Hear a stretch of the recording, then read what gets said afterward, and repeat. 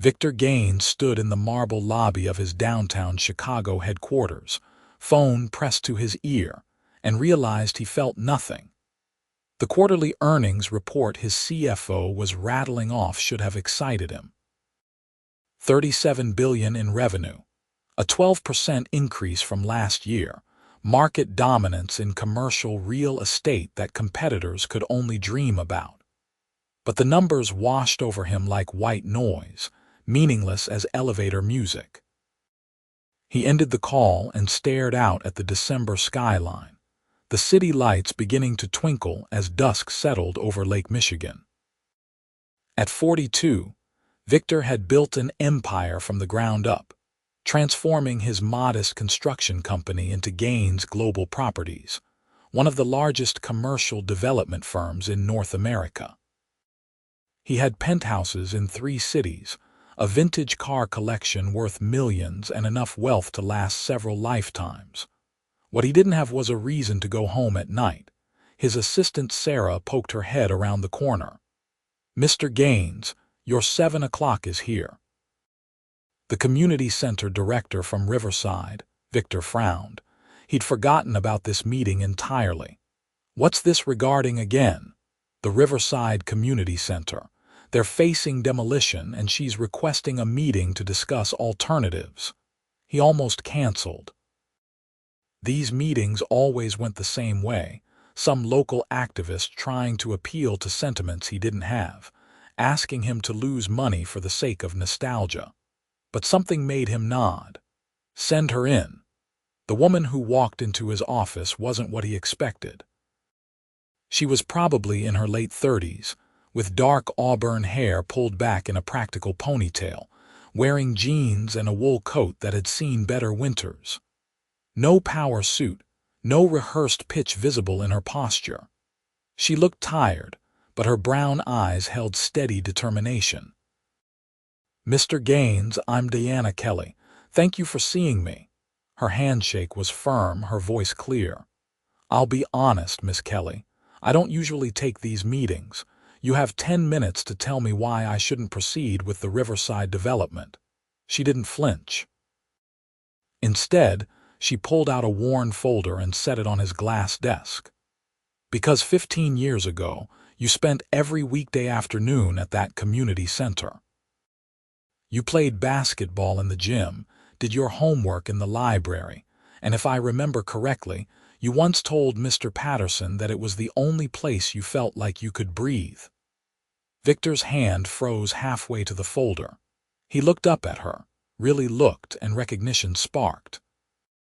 The girl with braces and paint-stained fingers who'd volunteered at the art program. Diana Kowalski. Kelly now was married. Past tense, he noted. "I didn't recognize you. Most people don't after 15 years. She gestured to the folder.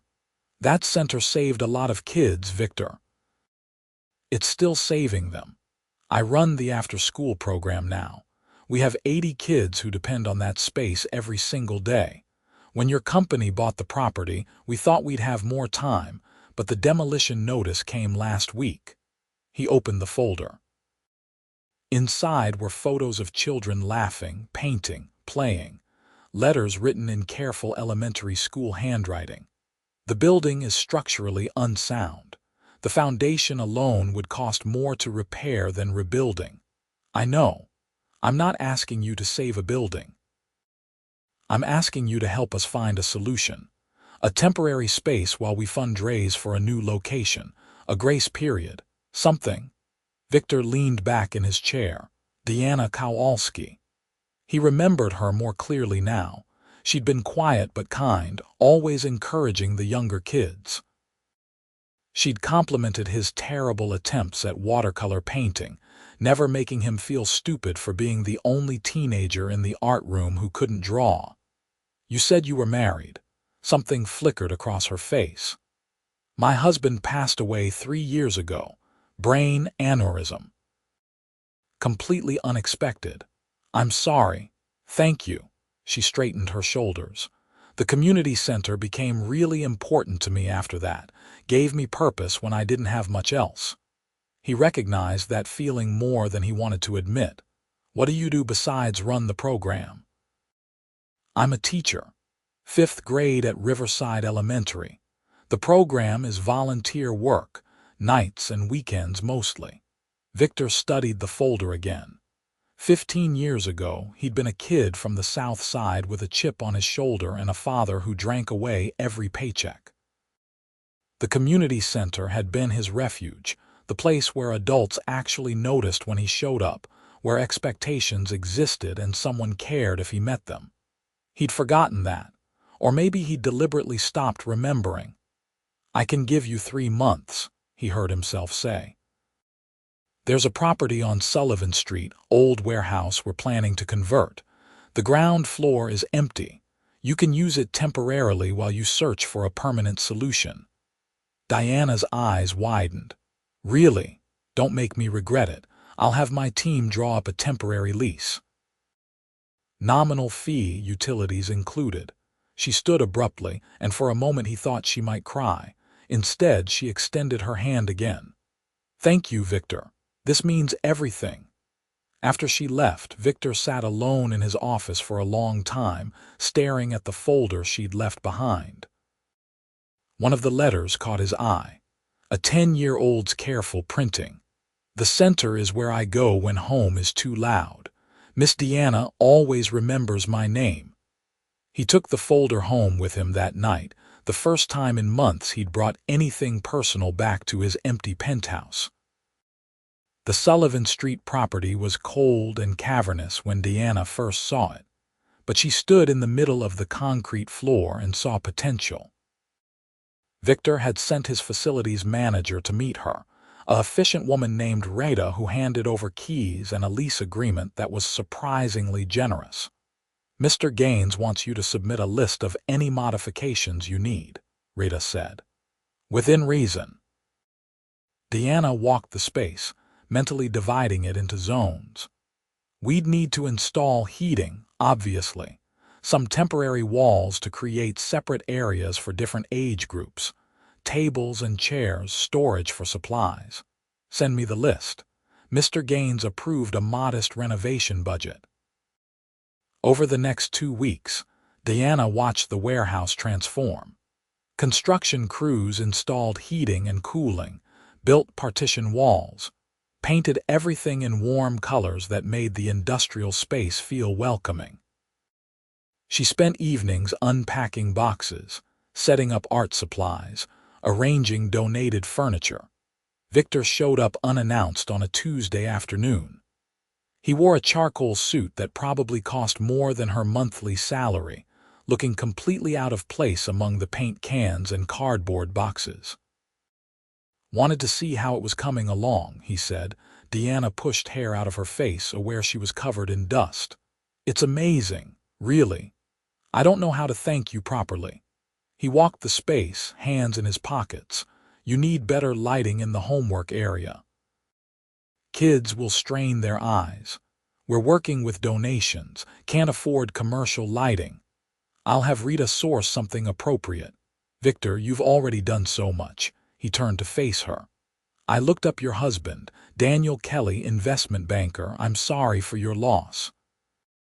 The shift in conversation caught her off guard. Thank you. It's been 3 years, but sometimes it still feels like yesterday. You have children? No, we were planning to start trying that year. She busied herself organizing art supplies. Life had other plans. My father died when I was 23, Victor said quietly. Liver failure. I didn't grieve much. Probably should have. Deanna looked at him, seeing past the expensive suit to something raw underneath. The community center was important to you back then. It was the only place that was. Home was a war zone. School felt like enemy territory most days. But at the center, Mr. Patterson treated me like I mattered, made me believe I could be more than my circumstances. You definitely became more, she smiled slightly. Billionaire real estate developer. That's not exactly a small achievement. It's lonely. The words came out before he could stop them. He looked surprised he'd said them. Diana set down the box she was holding. Success usually is, So is grief. They're both isolating in their own ways. How did you get through it? Losing your husband, she considered the question. Honestly, I'm not sure I have entirely, but I show up. For the kids, for work, for life. And some days that's enough. Some days showing up is the victory. Victor nodded slowly. The grand opening is next week, Saturday. We're having a celebration, nothing fancy. Pizza and soda for the kids, a chance for parents to see the new space. I'll be there, she smiled. You don't have to, I know you're busy. I'll be there, he repeated, and something in his tone made it sound like a promise. The warehouse was packed on Saturday afternoon. Kids ran around with paper plates loaded with pizza. Parents chatted in corners, and someone had strung up cheerful streamers that fluttered in the heating vents. Deanna stood near the makeshift art area, watching an 8-year-old girl carefully paint a rainbow, and felt contentment settle over her for the first time in months. Quite a turnout. She turned to find Victor beside her. He dressed down today, relatively speaking, in dark jeans and a navy sweater that made his gray eyes more pronounced. Several parents did double takes, clearly recognizing him from news articles or business publications. Thank you for coming. She meant it. And thank you for all of this. These kids needed this space so badly. A boy around 12 approached them, basketball tucked under one arm. Miss Deanna, are we going to set up the hoops? Asked Mr. Chen. He's handling the gym area setup. The boy looked at Victor curiously. Are you Miss Deanna's boyfriend? Deanna felt her face heat. Marcus, this is Mr. Gaines. He owns the building and made it possible for us to be here. Marcus's eyes went wide. You're the real estate guy. My dad says you're richer than 100 lottery winners. Victor's mouth twitched. Your dad might be exaggerating. It's probably only 90 lottery winners. Marcus grinned and ran off. Deanna shook her head. Sorry about that, kids don't have filters. It's refreshing actually. Most people are either intimidated or trying to get something from me. Well, I already got my something. This space. What made you want to run a community program? Besides the personal connection. Deanna watched the children playing. After Daniel died, I was lost, completely unmoored. I'd spent my 20s building a life with him, and suddenly that future was gone. A friend suggested I volunteer somewhere, just to have something to do besides sit in an empty house. I came back here to the center and remembered what it felt like to be useful, to matter to someone. You're a teacher. You already mattered to your students. It's different. In the classroom, I'm constrained by curriculum and schedules and standardized tests. Here, I can actually reach kids, really see them. Some of these children come from situations you and I would recognize from our own childhoods. This might be the only place they feel safe. Victor was quiet for a moment. You're doing important work. So are you. You build things, create jobs, shape skylines. I make money. There's a difference. Before she could respond, a woman approached them. She looked exhausted, wearing scrubs that suggested she'd come straight from a hospital shift. Miss Kelly, I'm Jennifer Martinez, Tyler's mom. I just wanted to thank you. Tyler talks about this program nonstop. It's been incredible for him. Deanna smiled warmly. Tyler's a wonderful kid. He's got a real talent for drawing. After Jennifer moved on, Victor said, You know all their names, all the parents. Of course, they're not just program participants, they're people. Something shifted in his expression. When's the last time you took a day off? The question surprised her. I don't know. Why? Because even people who save the world need to rest occasionally. Have dinner with me tomorrow night. Diana's heart did an unexpected flip. Is that a good idea? It's just dinner. 2 old acquaintances catching up. Unless you're not interested, in which case I apologize for the presumption. She studied him. The truth was, She'd thought about Victor more than she wanted to admit over the past few weeks, not just as the benefactor who'd saved her program, but as a man. An interesting, complicated, surprisingly vulnerable man who'd somehow slipped past her carefully constructed walls. Okay, dinner, but nowhere too fancy. I don't own anything that matches your usual environment. His smile transformed his face.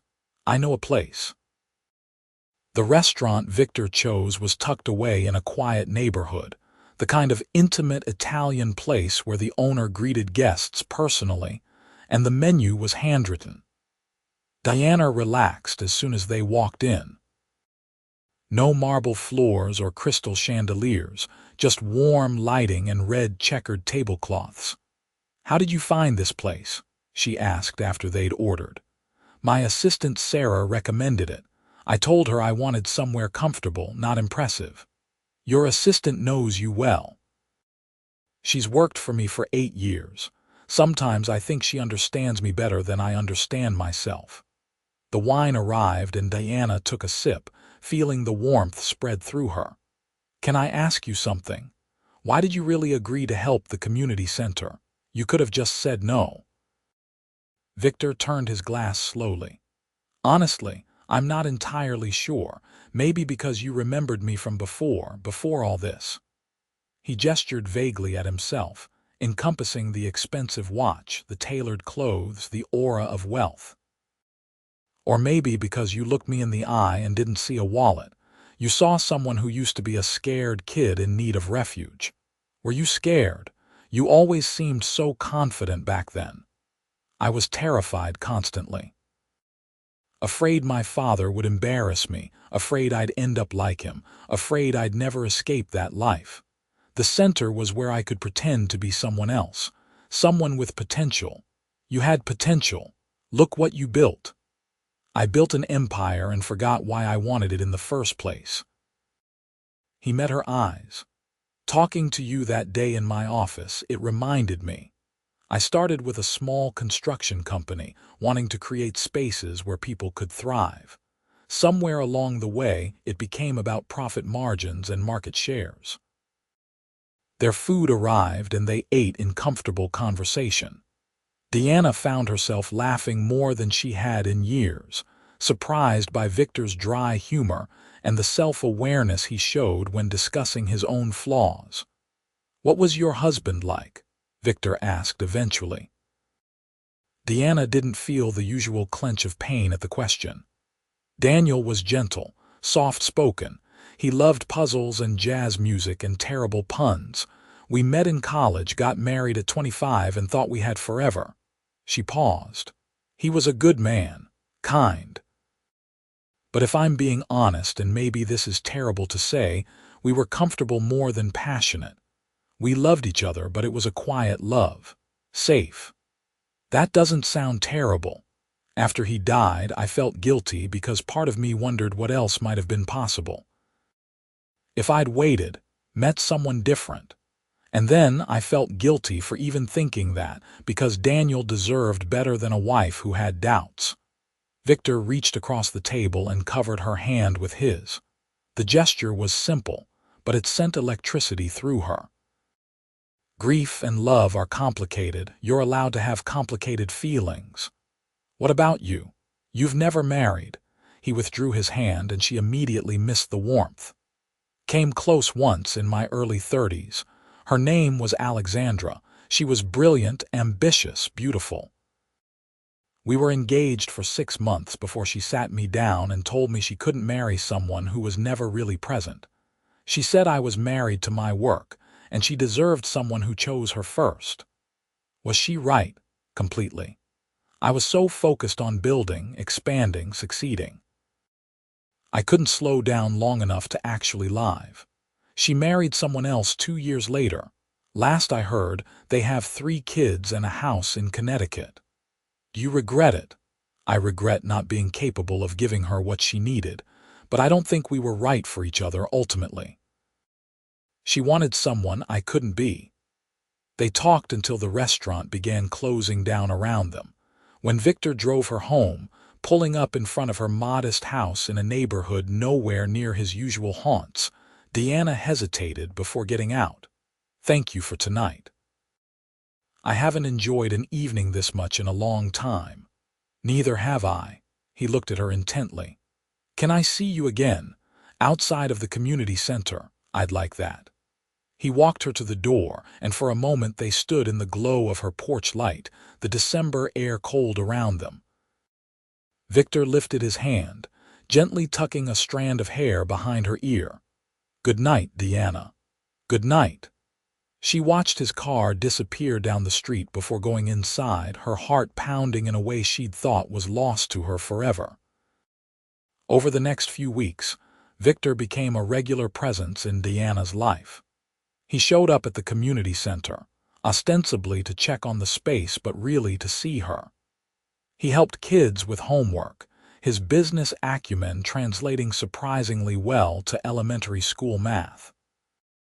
He brought coffee when Deanna looked tired, stayed to help clean up after programs ended. "Your billionaire has a crush," her friend Rachel observed one evening. Rachel volunteered twice a week, teaching a dance class for the younger children. Deanna felt herself blush. "He's not my billionaire. He looks at you like you hung the moon, and unless I'm completely misreading things, you look at him the same way. It's complicated. We're from completely different worlds. So, different worlds can collide. Sometimes that's where the magic happens." But Deanna's hesitation wasn't just about wealth disparities. It was about fear. Daniel's death had devastated her, shattered her sense of security. The idea of opening herself to that possibility again terrified her. What if she let herself fall for Victor and something happened? What if she wasn't enough for him? What if the differences between them proved too large?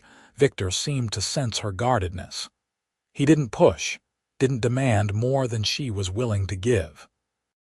Instead, he showed up consistently, proving through actions that he was serious about being part of her life. On Christmas Eve, Deanna was at the center organizing a small party for kids whose families didn't have much. She'd collected donated gifts, made cookies, strung lights throughout the space.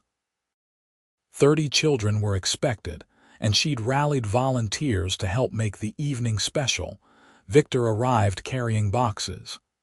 "Sarah helped me shop. I might have gone overboard." The boxes contained gifts, carefully selected for different ages and interests. Art supplies, books, sports equipment, science kits. Not generic presents, but thoughtful items that showed someone had paid attention. "Victor, this is too much. It's not enough. These kids deserve good Christmases." They spent the evening playing games, serving food, watching children's faces light up as they opened presents. One little girl, maybe 6 years old, hugged Deanna so tightly it brought tears to her eyes. "Thank you, Miss Deanna. This is the best Christmas ever." Later, after the families had gone home and volunteers had cleaned up, Deanna and Victor sat on folding chairs in the quiet space.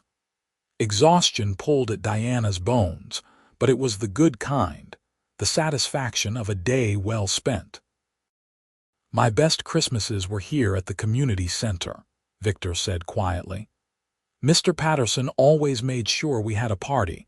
It was the only place I got presents that weren't second-hand or forgotten obligations." "Is that why you did all this?" "Partially. Also because I wanted to see you smile. You light up when you're with these kids. It's beautiful." Deanna turned to face him. "Victor, what are we doing?"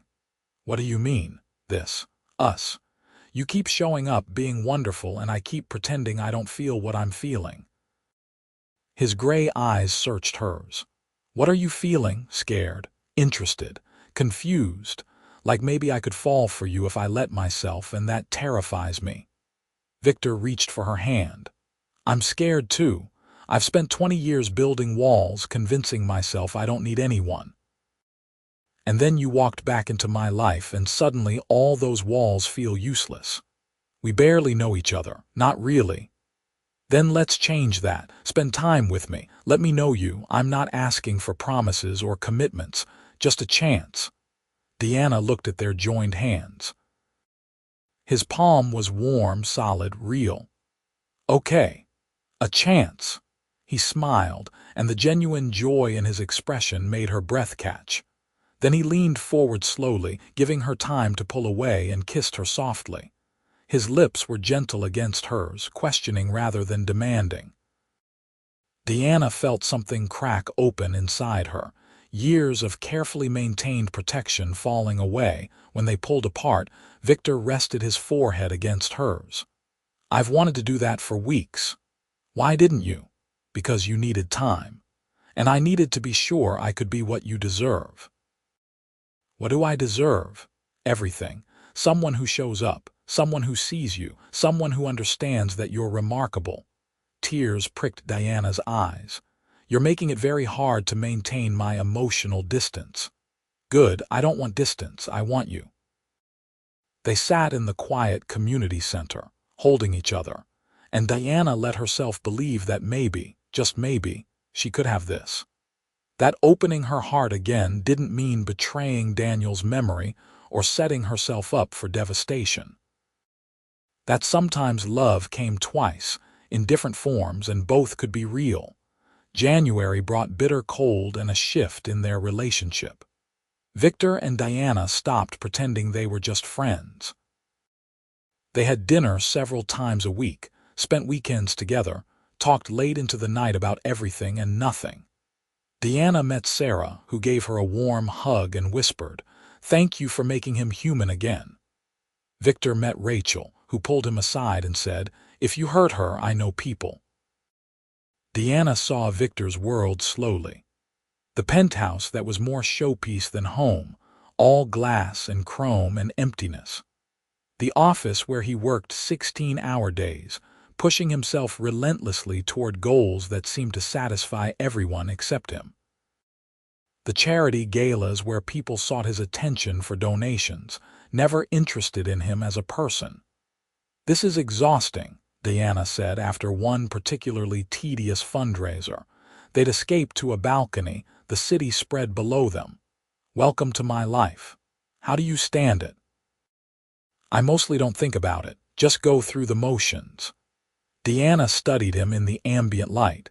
He'd loosened his bow tie, looking tired and somehow lonely despite being surrounded by hundreds of people. "You're miserable. I'm successful.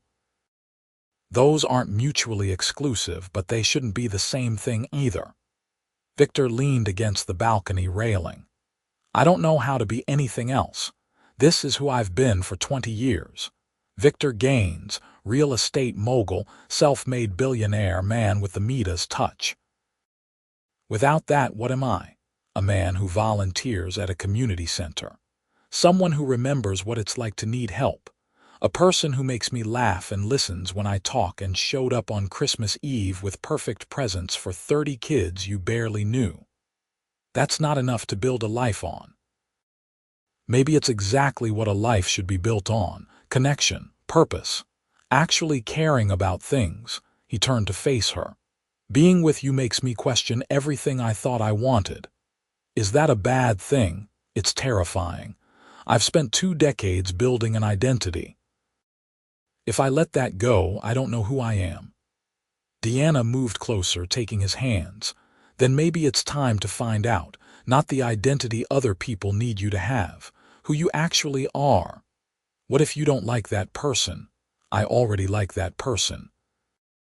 He's the one who shows up for homework help and remembers which kid is allergic to peanuts and kisses me like I'm precious." Victor pulled her close, wrapping his arms around her. "You are precious. You're the most real thing in my life." They stayed on that balcony until Deanna shivered from cold. Then Victor drove her home, both of them quiet but comfortable in the silence. February brought Valentine's Day, and Victor was nervous in a way that amused Deanna. He'd negotiated billion-dollar deals without breaking a sweat, but planning a romantic evening had him second-guessing everything. Sarah suggested a helicopter ride to a resort upstate. he told Deanna over the phone. "But that feels ostentatious." "Then I thought about cooking dinner at my place, but my kitchen is basically decorative. I don't actually cook." Deanna laughed. "Victor, I don't need grand gestures, just time with you." "You deserve grand gestures. I deserve authenticity. Whatever you actually want to do, not what you think you should do." There was a pause. "Could I take you somewhere? It's not fancy, but it's important to me." "Of course." He picked her up early on Valentine's evening, driving them out of the city as sunset painted the sky. They ended up in a small town about an hour south, pulling up in front of a modest house with a neat yard. "This was Mr. Patterson's house," Victor explained. "He passed away 5 years ago, but his daughter Claire still lives here. I've kept in touch with her." Claire answered the door, a woman in her 50s with her father's kind eyes. She hugged Victor tightly, then welcomed Deanna warmly. The house smelled like cinnamon and old books, every surface holding photographs and memories. "Dad talked about you constantly," Claire told Victor as they sat in the living room. "He was so proud of what you accomplished. Used to keep newspaper clippings about your business deals." Victor's voice was rough. "He saved my life. I wouldn't be here without him. He knew." "You told him several times. Came to visit him in the hospital before he died. Spent hours just talking." Claire smiled at Deanna. "Dad believed everyone deserved someone who saw their potential. Sounds like you see Victor's." They had dinner around the family table, Claire sharing stories about her father and the community center's early days. She showed them photos from decades ago, including one of teenage Victor at a basketball game, all sharp angles and defensive posture. "You looked so serious," Deanna said softly. "I was angry at the world. Your father saw past that," Victor said to Claire. "He treated me with respect when most adults treated me like a problem. That was his gift. He could see people's hearts." As they drove back to the city, Deanna held Victor's hand across the console. "Thank you for sharing that with me. I wanted you to understand where I came from, not just the poverty and dysfunction, but the people who made a difference. Mr. Patterson taught me that success without purpose is hollow. I forgot that lesson somewhere along the way. You're remembering now. Because of you, you're teaching me what matters again." Back at Deanna's house, Victor walked her to the door like he always did. But this time, Deanna didn't let go of his hand. "Come inside." "Deanna, I don't want to pressure you. You're not. I'm inviting you. I'm choosing this." Inside, the house was quiet and warm. Deanna had slowly removed reminders of Daniel over the past 3 years, not erasing him but making space for her own life. She led Victor to the living room and they sat close on the couch. "I loved my husband," Deanna said. "But what I feel for you is different, bigger in some ways. Daniel and I grew up together, learned to be adults together. We were comfortable. But you challenge me. You make me want more from life. You make me feel alive in ways I'd forgotten were possible." Victor cupped her face in his hands. "I've never felt this way about anyone. It's consuming. You're the first thing I think about in the morning and the last thing before I sleep.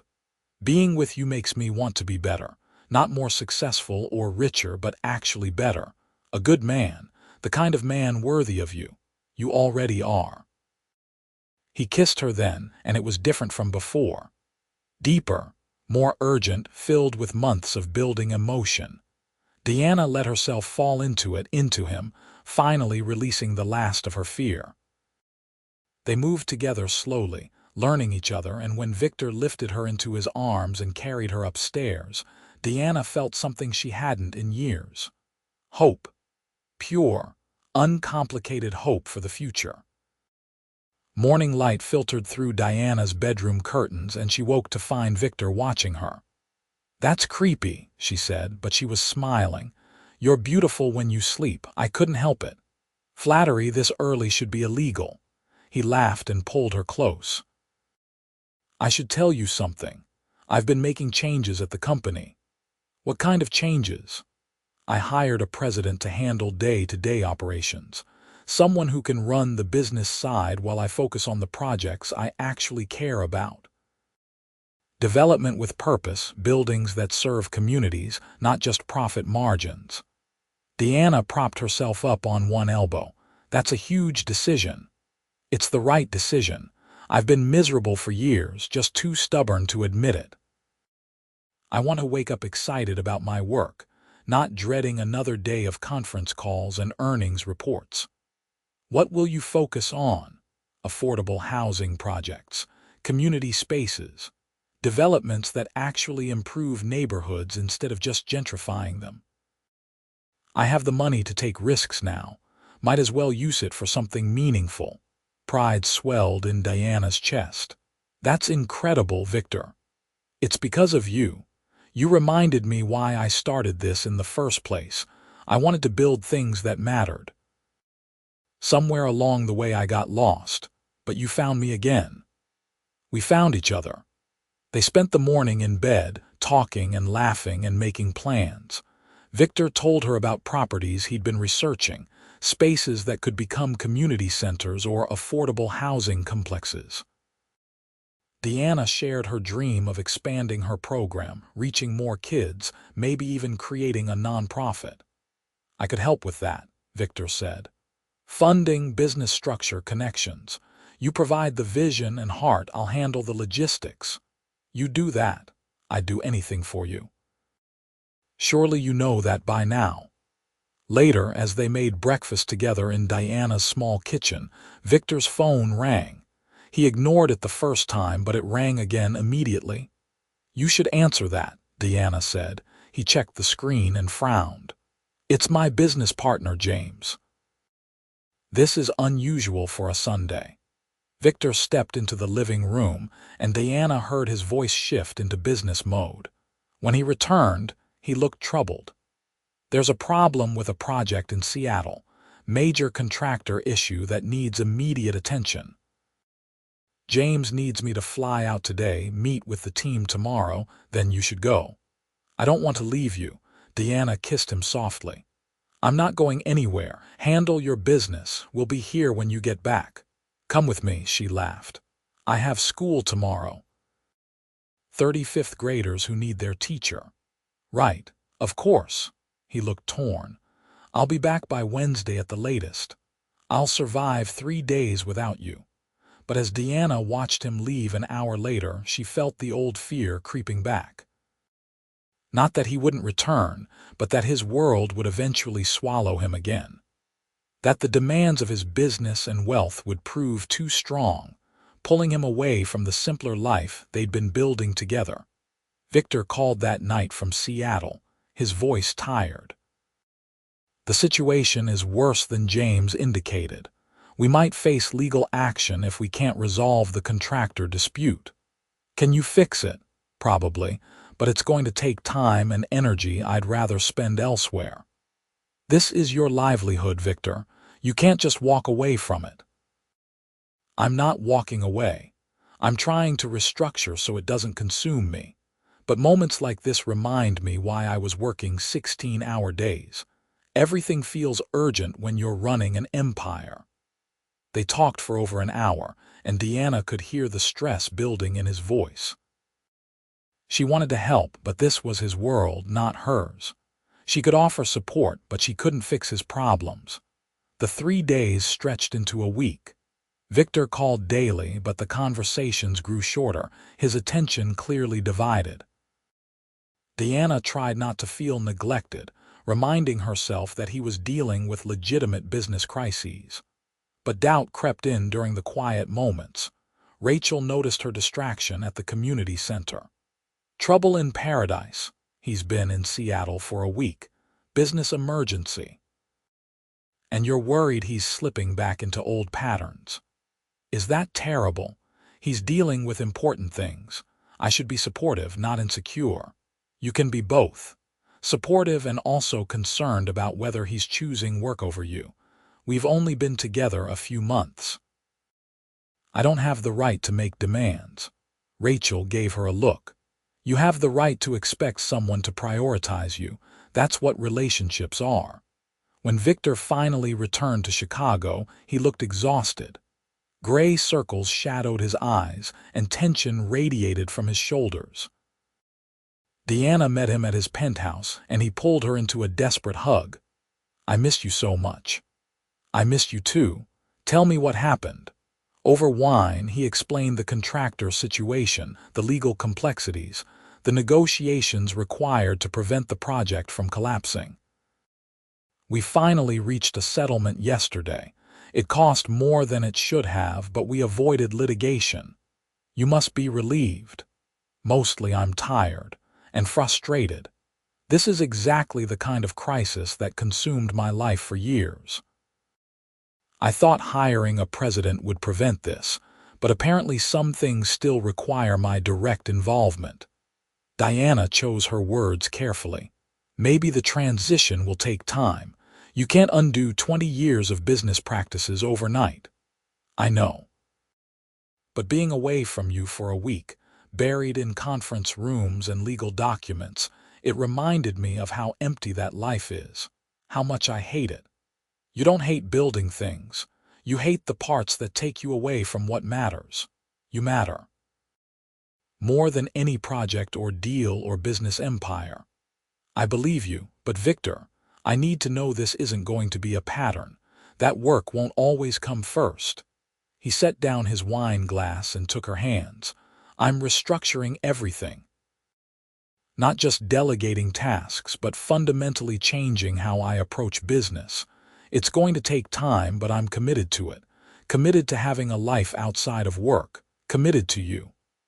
What if another crisis comes up? Then I'll handle it differently. Delegate more, set boundaries, refuse to let work consume me. Diana, I spent 20 years alone because I chose business over relationships. I'm not making that mistake again. She wanted to believe him.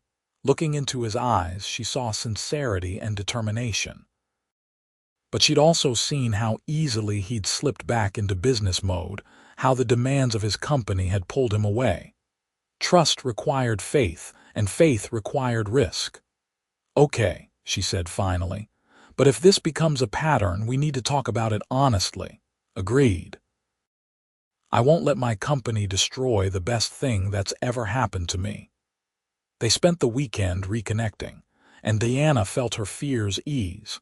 Victor was attentive and present, deliberately keeping his phone off except for emergency contacts. They cooked together, took long walks despite the February cold, made love with an intensity born from missing each other. On Monday, Deanna returned to school and Victor went to his office. But that evening he showed up at her house with takeout and a smile.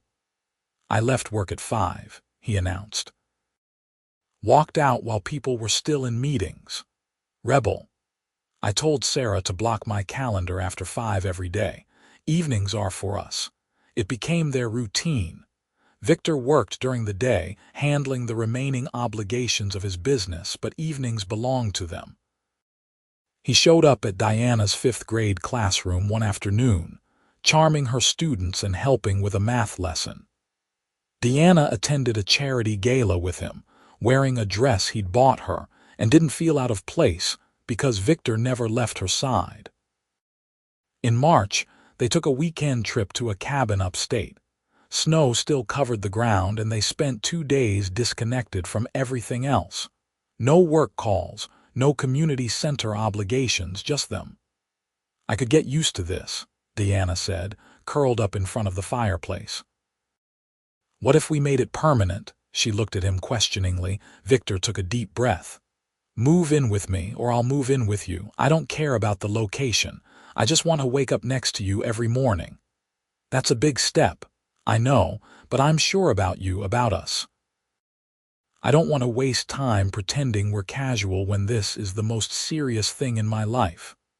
Diana's heart raced. Part of her wanted to say yes immediately. But the cautious part, the part that had been devastated by loss, held back. Can I think about it? Of course. No pressure. But she could see the flash of disappointment in his eyes, quickly masked. They didn't discuss it again that weekend, but it hung between them. Back in Chicago, Diana talked to Rachel. "He wants me to move in with him. And you're hesitating because it's fast, because I'm scared. Because what if I let myself depend on him and something happens?" Rachel's expression softened. "You can't live your life afraid of loss. Yes, Daniel died. Yes, it was terrible, but you survived it. And even if something happened to Victor, which it probably won't, you'd survive that too. You're stronger than you think. What if I'm not enough for him? What if the novelty wears off and he realizes I'm just a school teacher from a working-class background who can't understand his world? Has he given you any indication that's how he feels? No, he's been wonderful." "Then you're inventing problems. Diana, that man looks at you like you're oxygen. He's restructured his entire life to be with you. At some point, you have to trust that it's real." Diana knew Rachel was right. Fear was holding her back, not legitimate concerns. That evening, when Victor came over after work, she made her decision. "I want to live with you," she said before she could lose her nerve. "But not in the penthouse. I know it's yours and it's beautiful, but it doesn't feel like home. Could we find somewhere together? A place that's ours?" Victor's face lit up. "Absolutely. Whatever you want." They spent April house hunting. Diana had never shopped for real estate with a billionaire before, and it was surreal. Victor wanted to buy her mansions and estates, but Diana pushed for something reasonable. They finally found a brownstone in a neighborhood Diana loved, close enough to her school and the community center to be practical but spacious enough for both their needs. "It has good bones," Victor said, walking through the empty rooms. "We could renovate, open up this wall, update the kitchen." "It's perfect as it is. Diana, I have the means to make it exactly what you want. Let me do this." They compromised. Minor renovations to modernize systems and create a home office for Victor, but keeping the character and warmth of the original space. Moving day came in early May, and Diana felt emotional boxing up the house she'd shared with Daniel. "We don't have to do this if you're not ready," Victor said, finding her crying in the bedroom. "I am ready. This is happy crying, I think, or maybe bittersweet. I love Daniel, and this house holds those memories, but I'm ready for new memories. With you." Victor held her while she cried, patient and understanding. They took one last walk through the empty house before locking the door final time. The brownstone became theirs quickly.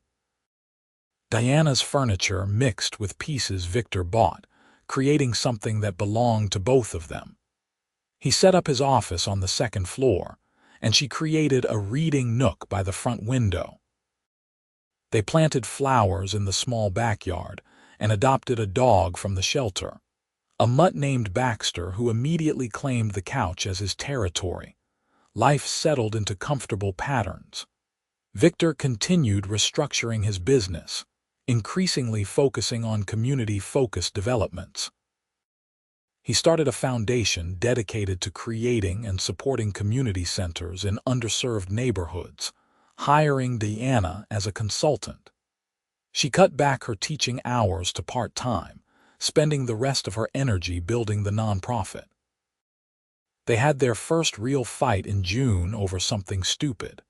Victor made plans to attend a business conference in London without telling Diana first, assuming she couldn't take time off work anyway.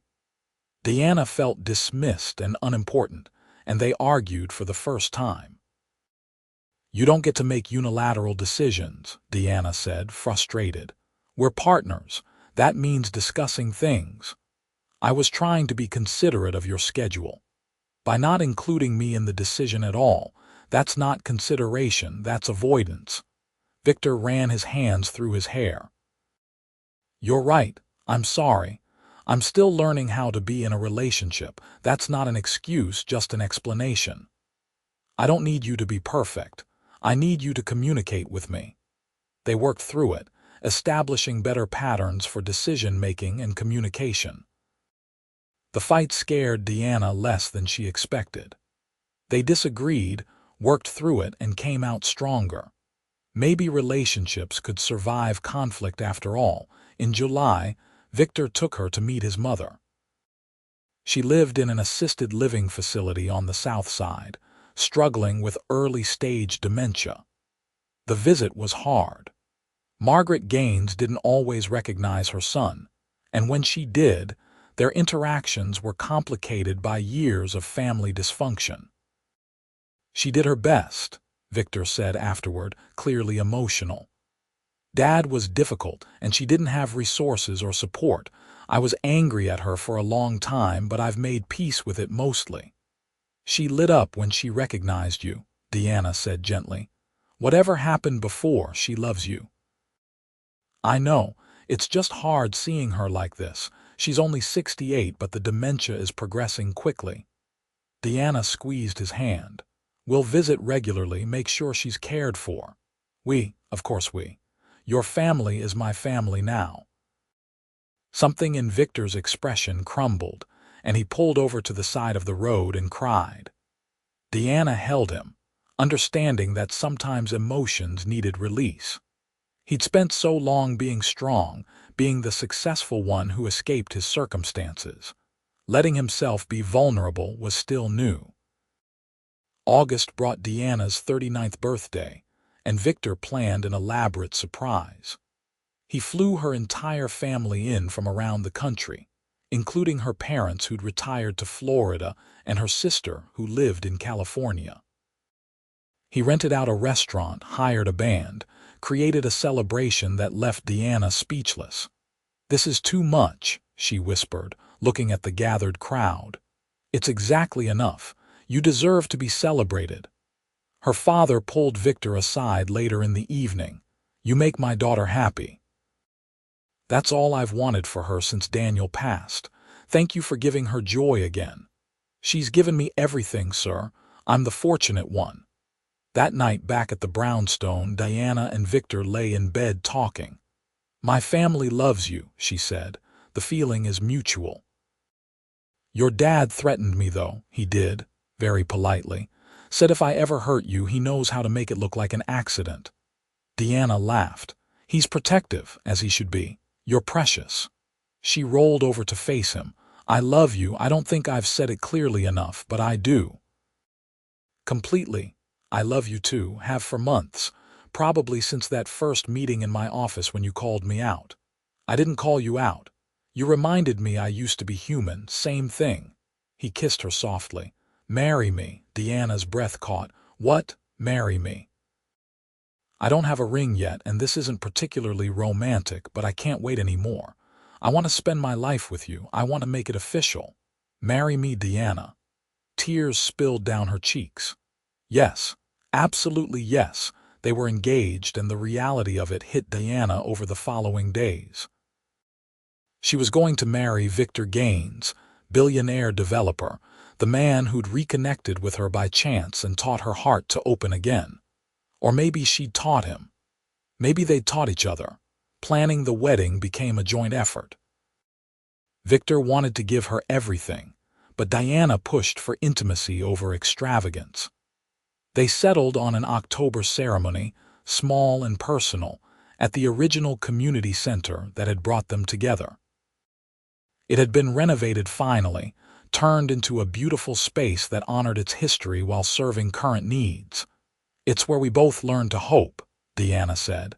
Seems fitting it's where we'd get married. September brought unexpected news. Victor's business partner James wanted to buy him out completely. The offer was generous, more than fair, and would free Victor from remaining obligations. What do you think? Victor asked Deanna. What do you want to do? Part of me is relieved. It would let me focus entirely on the foundation and community projects. But another part feels like I'm giving up, walking away from everything I built. You're not giving up. You're choosing a different path. There's nothing wrong with that. He made the decision to sell, and the business news exploded. Victor Gaines, real estate mogul, stepping back from his empire. Financial publications speculated about his reasons. Some suggested health problems. Others rumored he'd lost his edge. Do the rumors bother you? Deanna asked, reading an particularly unflattering article. Not even a little. Let them think what they want. I know the truth. I'm choosing life over work. I'm choosing you. The wedding day arrived with perfect October weather, crisp and clear. Deanna wore a simple ivory dress, elegant but understated. Her sister served as maid of honor, and Victor's old friend Marcus, who'd helped him in his early business days, stood as best man. The ceremony was held in the community center gym, transformed with flowers and lights. 80 people attended, a mix of family, close friends, and kids from Deanna's program. Mr. Patterson's daughter Claire came, bringing photos of her father to honor his memory. Margaret attended, having a good day where she recognized Victor and cried happy tears. When Deanna walked down the makeshift aisle, Victor's expression made her cry. Pure love and awe, like he couldn't believe his fortune. They exchanged vows they'd written themselves. Deanna, you taught me that success isn't measured in dollars or buildings, but in moments of connection and purpose, Victor said. You saw past my walls to the person underneath, the scared kid who'd forgotten how to hope. You reminded me what matters. I promise to show up for you every day, to choose us over work, to build a life worthy of your love. Deanna's turn. Victor, you gave me permission to love again when I thought that part of my life was over. You showed me that opening your heart isn't weakness but courage. You've been patient with my fears, generous with your time, and steadfast in your commitment. I promise to believe in us, to trust in our future, and to remind you daily how remarkable you are. They sealed their marriage with a kiss that made the kids giggle and the adults cheer. The reception was joyful chaos, dancing and laughter and terrible karaoke. Victor danced with every girl from the community program, making each one feel special. Deanna danced with her father, crying on his shoulder. Daniel would have liked him, her father said quietly. Would have approved of this. You think so, I know so. Daniel wanted you to be happy. You are now. That's all that matters. Late that night, back at the brownstone, Deanna and Victor collapsed onto their bed, still in their wedding clothes. Baxter jumped up between them, and they were too tired to move him. We did it, Deanna said. We're married. Best decision I ever made. Even better than building a billion-dollar company, not even close. That was business, this is life. They spent their honeymoon traveling, but not to exotic resorts. Instead, they visited community centers across the country, meeting directors and volunteers, learning about different programs. Victor took notes constantly, already planning how his foundation could support similar work. This is your idea of a romantic honeymoon, Deanna teased, touring nonprofit organizations. Is it terrible that I find this exciting? It's perfect. It's us. Back in Chicago, they settled into married life. Deanna went back to teaching part-time and running her expanded after-school program. Victor worked on foundation projects, developing affordable housing complexes with community spaces integrated into the designs. They had dinner together every night, took Baxter for long walks, made love like newlyweds. In December, exactly a year after Deanna had walked into Victor's office, they hosted a holiday party at the community center. The space was packed with families, the kids excited about presents and cookies. Victor played Santa, his fake beard slightly crooked, and Deanna organized crafts. During a quiet moment, they stood together watching the celebration.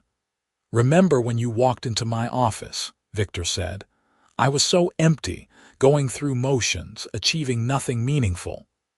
I remember being terrified you'd say no. Best thing that ever happened to me, you walking through that door. I thought I was saving the community center. Turns out I was saving us both. You taught me to love again, Not just romantically, but loving life, caring about things, feeling. Deanna leaned into him. You taught me it's okay to hope. That loving someone doesn't mean losing yourself or setting up inevitable pain. That taking risks can lead to joy.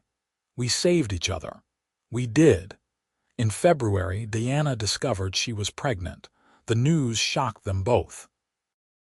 They hadn't been actively trying, but they hadn't been preventing it either.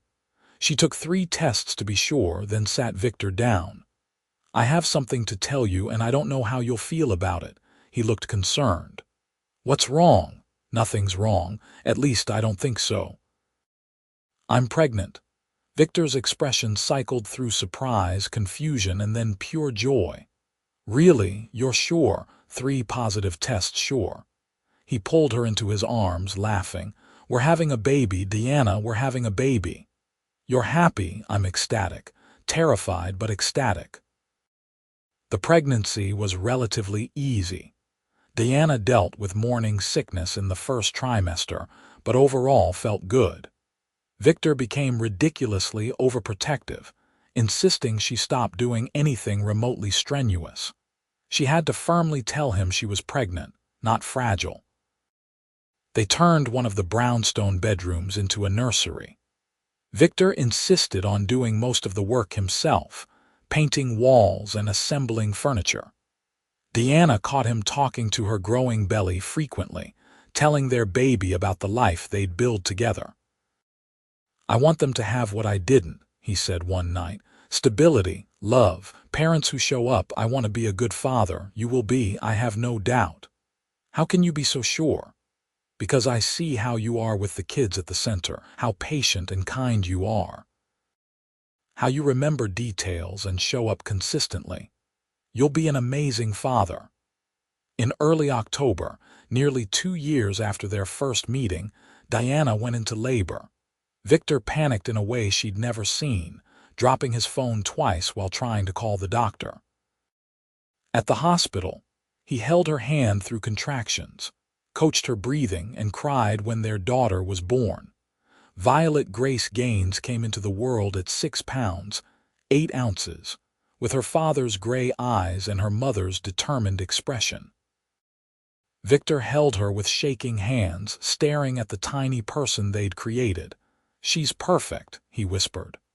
Deanna, we made a perfect human. We did pretty good, Deanna agreed, exhausted but elated. They brought Violet home to the brownstone, where life became beautiful chaos. Sleepless nights, endless diaper changes, the terror and wonder of new parenthood. Victor took 3 months off from the foundation, wanting to be present for every moment. They figured it out together, learning as they went. Rachel visited frequently, immediately declaring herself honorary aunt. Deanna's parents came for 2 weeks, her mother helping with practical things while her father bonded with his granddaughter. Margaret had a good enough day to visit the hospital, holding Violet carefully and telling Victor she was proud of him. You broke the cycle, Margaret said during a clear moment. You gave her something better. On Violet's first Christmas, they hosted everyone at the brownstone. Family, friends, colleagues from the foundation and community center.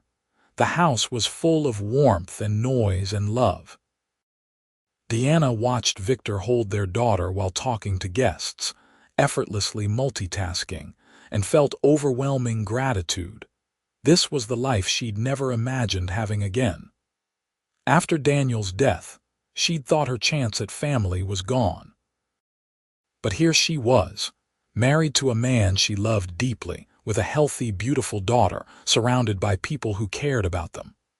Later that night, after everyone had gone home and Violet was asleep, Deanna and Victor sat in the living room. The Christmas tree lights cast soft shadows and Baxter snored on his favorite cushion. 3 years ago, I walked into your office desperate to save a community center, Deanna said quietly.